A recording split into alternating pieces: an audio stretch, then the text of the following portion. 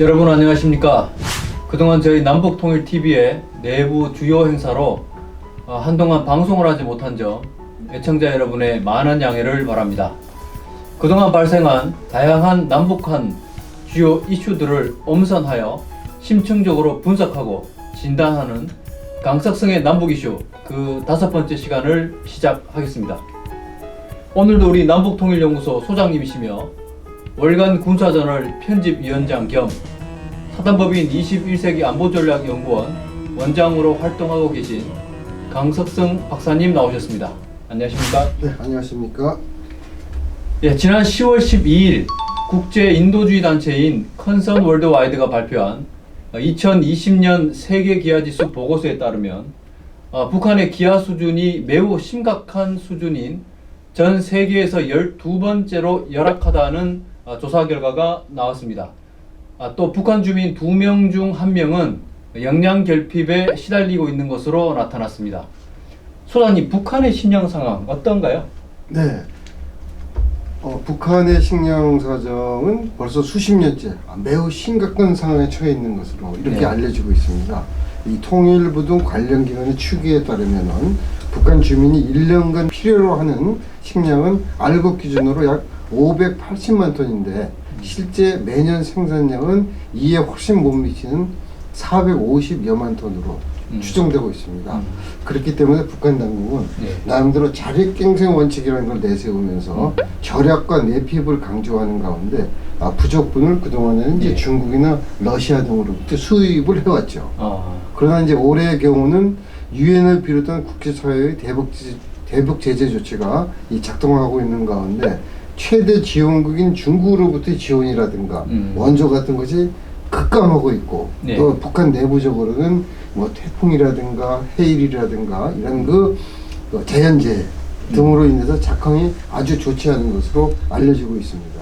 그래서 그렇기 때문에 하루 두 끼 먹기 운동을 전개해도 주민들에게 식량을 제대로 공급해 줄 수 없는 아주 심각한 상황에 처해 있다, 이렇게 보면 되겠습니다. 그렇군요. 바로 이런 때 조금 전 말씀하신 바와 같이 국제 인도주의 단체인 컨선 월드와이드가 이 독일의 세계 기아 원조와 함께 2020년도 세계 기아 지수라는 것을 발표했습니다. 이 보고서에 따르면은 북한은 저 아프리카에 있는 차드라든가 뭐 동티모르, 그 다음에 마다가스카르, 아이티 같은 세계 최후진국이죠. 이 세계 최후진국과 함께 전체 200여 개 국가 가운데 12번째로 기아 위험이 매우 높은 아주 위험한 국가로 분류된 것입니다. 그렇군요.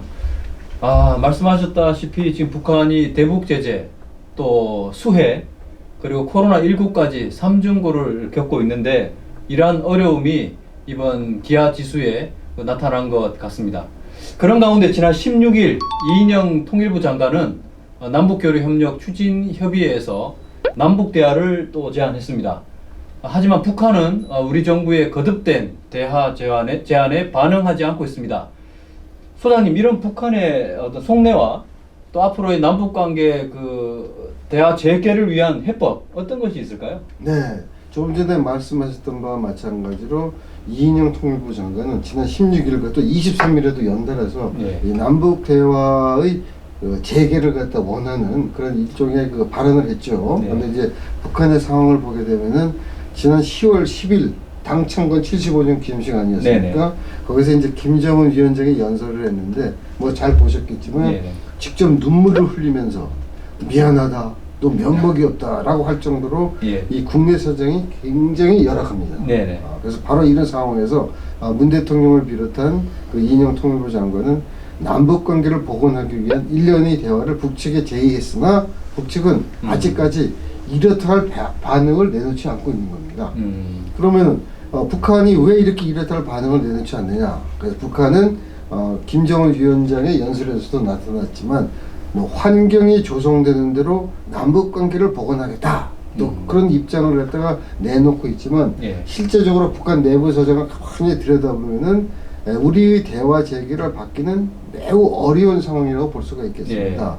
왜냐하면은 북한 같은 경우는 의료 시설이 아주 열악하지 않습니까? 그래서 북한 당국이 가장 신경을 쓰는 것 중에 하나가 전 세계적으로 팬데믹 현상을 일으키고 있는 코로나19가 예. 혹시라도 만에 일이라도 자기네 영토로 들어오게 되면은 아주 취약한 의료시설에서 이 확진자를 감당할 수가 없습니다. 네. 치료는 물론이고, 그러니까 남북관계 보건 과정에서 혹시라도 발생할지 모를 이런 코로나19 유입 때문에 네. 아주 큰 신경을 쓰고 있고 최대의 비상 방역 조치를 취하기 때문에 네. 이런 관점에서 본다면은 북한이 이제 호언장담하고 있는 내년 1월 8일이 되겠죠. 네. 제8차 당대회가 개최되고 또 미국에서 이 바이든 대통령이 공식으로 취임하는 1월 달까지는 우리 정부가 지속적으로 인도적 차원의 뭐 지원이라든가 대화 제의를 해도 이것을 받아들이기는 어렵다. 이렇게 보면 되겠습니다. 즉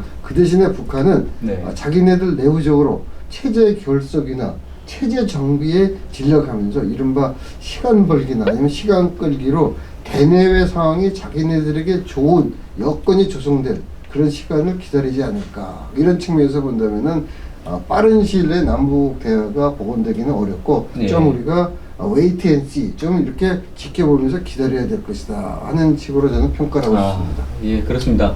좀 지금 남북 관계가 단절돼 있고 경색돼 있지만 우리가 긴 호흡을 갖고 장기적인 관점에서 좀 남북 관계를 봐야 되겠다 이런 말씀이셨습니다.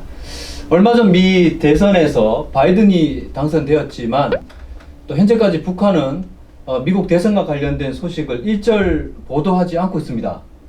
코로나19 방역과 또 80일 전투 강화 등 내부 결속 보도에만 집중하는 그런 모양새인데요.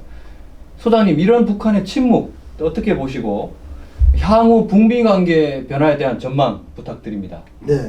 북한의 경우는 이제 역대적으로 미국의 대선 결과에 대해서 상당히 민감한 반응을 했죠. 네. 이번의 경우는 바이든 대통령 당선자가 이제 결정이 된 게 11월 초 아닙니까? 네. 이번 달 네. 초였는데 지금까지 20일이 지나도록 그 결과에 대해서는 아직까지 전혀 소식을 전하지 않고 있습니다. 그래서 북한 주민들은 보도만을 보는 일반 주민들의 경우는 미국 대통령 당선자가 누군지도 모를 정도로 네. 은폐를 하고 있는 거죠, 말하자면은. 네. 그래서 아마도 북한 당국은 내심으로는 김정은 위원장과 트럼프 대통령이 나름대로 좋은 관계를 유지하지 않았습니까? 네, 그래서 아마 내심으로는 트럼프 대통령이 재선될 거를 이렇게 바랬지만은 그 결과는 결국은 바이든 당선자가 되지 않았습니까? 네. 그래서 아마 이런 당선 소식을 전하기가 매우 불편하였을 것으로 보여집니다. 네. 그래서 사실상 북한은 그동안의 추세를 보게 되면은